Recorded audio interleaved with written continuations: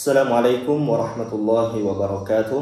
Alhamdulillah wassalatu wassalam ala Rasulillah wa ala alihi wa sahbihi wa mawalah. Asyhadu an la ilaha illallah wa asyhadu anna Muhammadan abduhu wa rasuluh la nabiyya wa rasula ba'dah. Allahumma shalli wa sallim ala nabiyyina Muhammadin wa ala alihi wa sahbihi ajma'in. Ikhwani fid din wa akhwati fillah yang dirahmati oleh Allah Subhanahu wa taala.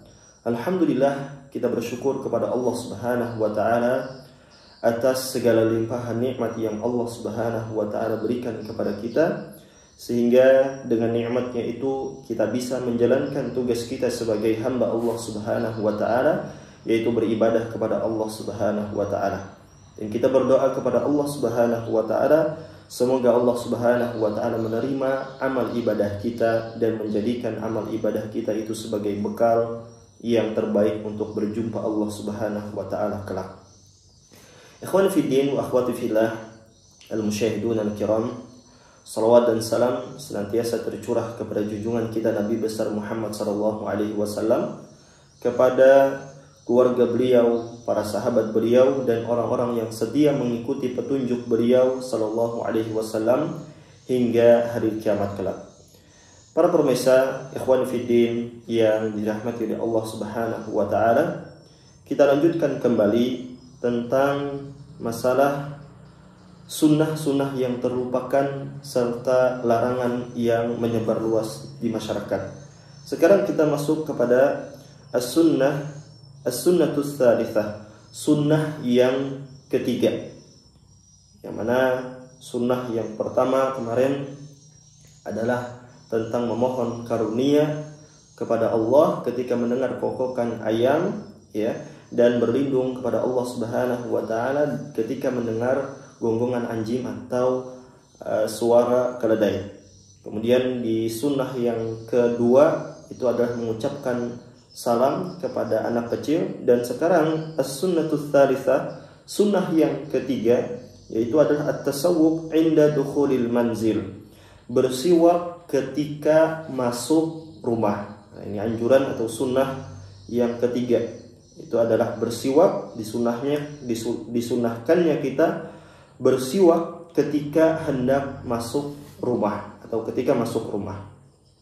Nah, di sini beliau menyebutkan hadis yang diriwayatkan oleh Muslim dari Aisyah, an Aisyah radhiyallahu taala anha, dari Aisyah radhiyallahu taala anha, anna Nabi sallallahu alaihi wasallam, bahwasanya Nabi sallallahu alaihi wasallam idza dakhala baitahu bada'a bis-siwak, bahwa Nabi sallallahu alaihi wasallam apabila masuk rumahnya maka beliau itu memulai dengan bersiwak terlebih dahulu. Ini diriwayatkan oleh Muslim, ya, hadis diriwayatkan oleh Muslim. Nah, di sini ada beberapa ta'liq, ada beberapa komentar yang berkaitan tentang hadis ini, atau berkaitan tentang sunnah bersiwak ketika masuk rumah, ya. Yusannu as-siwak fi jami'i awqat hatta lis-sha'im ba'da az-zawali 'anil qawli as-sahih, wa tata'akkadu bi sunniyatihi fi mawadhi' makhsusah. Disunahkan bersiwak itu disunahkan di jami'i awqat, di semua waktu, ya. Kapan saja kita dianjurkan untuk bersiwak ini, ya. Disunahkan untuk bersiwak di semua waktu. Bahkan, ya, untuk orang yang berpuasa setelah matahari tergelincir, dan ini menurut pendapat yang sahih. Bahkan bagi orang yang berpuasa pun dianjurkan untuk bersiwak. Artinya di sini kita meluruskan apa yang diyakini oleh sebagian daripada masyarakat, bahwa orang yang berpuasa itu setelah azan subuh dikumandangkan maka tidak boleh lagi bersiwak. Tidak, ya. Akan tetapi masih dianjurkan, diperbolehkan. Tidak ada larangan di sana, ya. Dan ini menurut pendapat yang sahih, dianjurkan walaupun dia adalah orang yang berpuasa. Begitu pula disunahkannya atau kesunahannya ini menjadi lebih kuat di waktu-waktu atau tempat-tempat tertentu.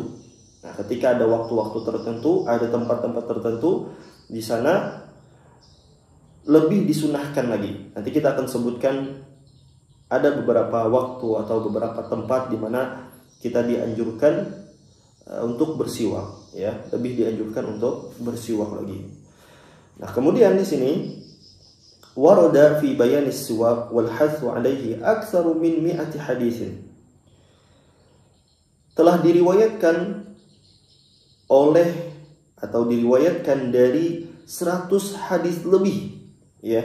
Ada riwayat tentang masalah siwak ini 100 hadis lebih tentang penjelasan masalah bersiwak serta anjuran untuk bersiwak. Nah, artinya masalah bersiwak ini adalah masalah yang begitu luar biasa, ya, sampai-sampai ada riwayat hadis bahkan 100 riwayat hadis lebih yang menjelaskan tentang penjelasan bersiwak ini serta anjuran untuk bersiwak.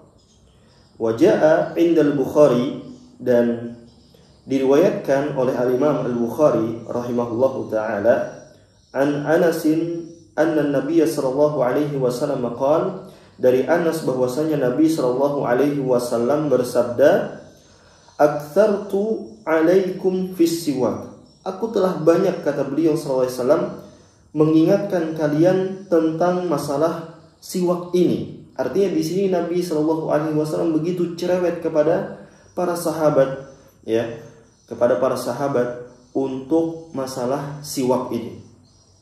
Ini menunjukkan bahwasanya masalah siwak ini adalah masalah yang sangat penting, masalah yang begitu luar biasa. Dan di sini disebutkan beberapa manfaat daripada bersiwak itu sendiri, ya. Disebutkan oleh Al-Imam Ibnul Qayyim rahimahullahu taala, kata beliau di dalam kitab Zadul Ma'ad, wa fi siwaki iddatu manafi', bahwasanya di dalam siwak itu terdapat berbagai macam manfaat. Kita akan bacakan terlebih dahulu. Yutayyibul fam wa yashuddu al-lathatha wa yashuddu al-latha al-litha wa yaqta'u al-balgham wa yajlu al-basar wa yudhibu bil hafar wa yusihhu al-ma'idah wa yusaffi as-sawt wa yu'inu ala hadmi at-ta'am wa yusahhilu majari al-kalam wa yunashshitu lil-qira'ati wal-dhikri was-salah wa yatrudu an-nawm wa yurdi ar-rab wa yu'jibu al-malaika wa yukthiru al-hasanah. Nah, di sini beliau menyebutkan manfaat yang begitu luar biasa daripada siwak ini, ya, di dalam kitab Zadul Ma'ad. Banyak sekali manfaatnya. Di antaranya, kata beliau, bisa menyedapkan mulut, kemudian menguatkan gusi, menghilangkan karang gigi, kemudian wajajlu al-basar, bisa menajamkan mata, ya, kemudian melindungi gigi dari berlobang, menyehatkan lambung, ya, wa yasihhu al-ma'idah, kemudian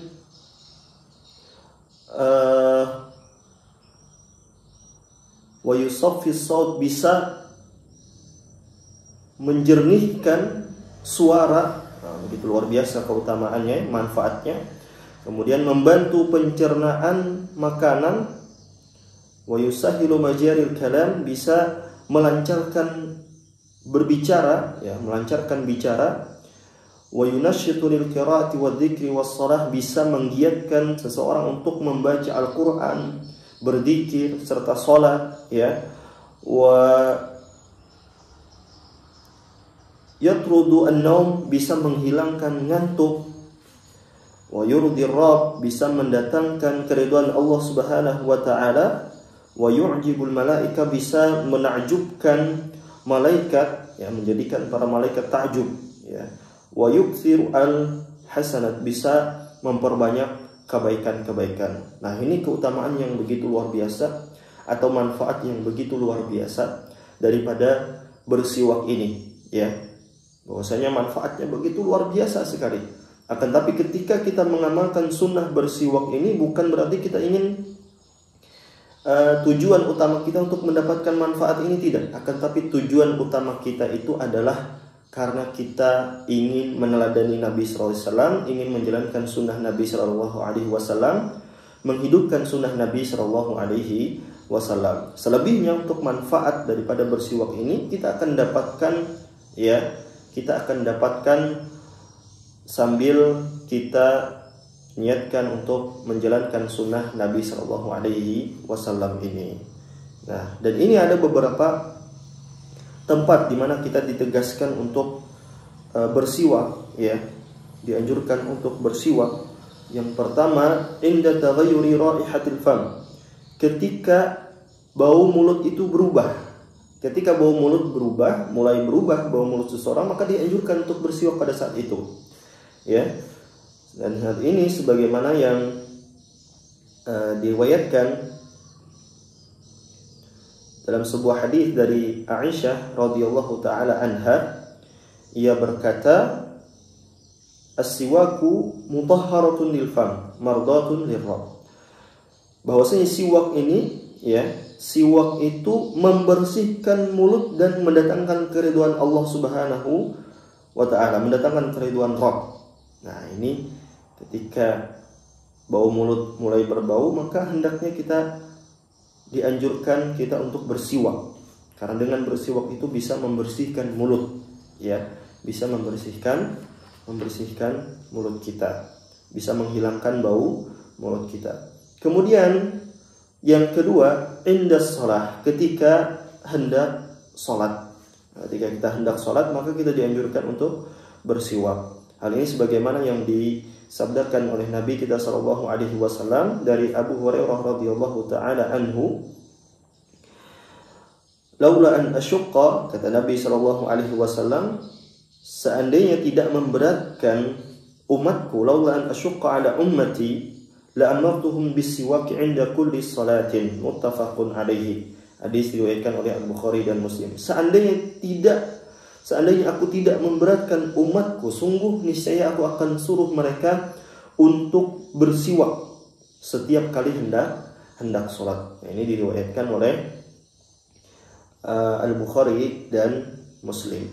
Kemudian ketiga, inda al-wudu, lil hadits sabiq jaa inda Ahmad la amartuhum bisiwak ma'a kulli wudu'in, walil Bukhari ta'liqan bi sighatil jazm bisiwaki 'inda kulli wudu'in, sahahu Ahmad Syakir.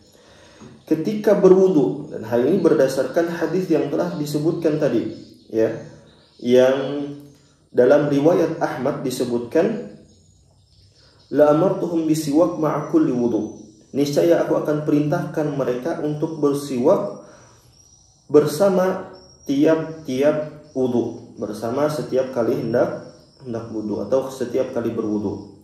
Dan di dalam riwayat Al-Bukhari secara mu'allaq, ya, dengan lafaz jazm, ya, dengan lafaz jazm itu memastikan bisiwaki 'inda kulli wudu'in, bersiwak, niscaya aku akan perintahkan mereka untuk bersiwak setiap kali wudu. Kalau mau wudu, siwak. Kalau mau wudu, siwak. Dan tentunya orang kalau mau wudu itu mau sholat, ya, ketika mau sholat wudu, maka dianjurkan untuk bersiwak terlebih dahulu. Wa mahalluhu al-madmadah 'inda jumhuri ahli ilm. Nah, di sini disebutkan tempatnya itu atau waktunya itu adalah ketika al-madmadah, ketika berkumur-kumur. Dan ini menurut pendapat mayoritas ulama, ya, menurut mayoritas pendapat para ulama, ketika berkumur-kumur, ya, waktu yang tempat untuk bersiwak yang dianjurkan ketika berwudu itu adalah indal madmad, ketika al-madmad, ketika berwudu, ya, menurut pendapat mayoritas ulama. Kemudian yang keempat, inda intibahi minan naum, ketika atau intihai minan naum, ketika bangun daripada tidur, artinya selesai daripada tidur, maka dianjurkan untuk bersiwak, ya, dianjurkan untuk bersiwak. Di hadis Hudzaifah qala, berdasarkan hadis Hudzaifah, qala, ia berkata, kana an-nabiy sallallahu alaihi wasallam idza qama min al-lail yashusu fahu bis-siwak, muttafaqun alaihi. Nabi sallallahu alaihi wasallam apabila bangun tidur di malam hari, beliau itu menggosok mulutnya dengan siwak, muttafaqun alaihi. Kemudian yang kelima, inda qiraatil Quran, ketika membaca Al-Quran. Nah, ketika membaca Al-Quran juga dianjurkan untuk bersiwak, ya, dianjurkan untuk bersiwak. Hal ini sebagaimana yang diriwayatkan oleh Ibnu Majah dalam sebuah hadis dari Ali radhiyallahu taala anhu, bahwa Nabi sallallahu alaihi wasallam Nabi sallallahu alaihi wasallam qala, bahwasanya Nabi sallallahu alaihi wasallam bersabda, inna afwahakum turuqun lil Qur'an fatayyibuha bisiwak. Sesungguhnya mulut-mulut kalian itu adalah jalan Al-Qur'an. Nah, kita baca Al-Qur'an tuh pakai mulut kita, ya. Sesungguhnya mulut-mulut kalian adalah jalan Al-Qur'an. Maka fatayyibuha bisiwak. Maka sedapkanlah ia dengan siwak. Hadis riwayat Ibnu Majah. Nah, ini sunnah yang ketiga, anjuran untuk bersiwak. Bahwa di dalam bersiwak itu, bahwasanya sunnah bersiwak itu dianjurkan kepada siapa saja, ya, bagi orang yang tidak berpuasa ataupun orang yang berpuasa. Dan disunahkan atau sunnahnya ini lebih ditekankan lagi di waktu-waktu tertentu.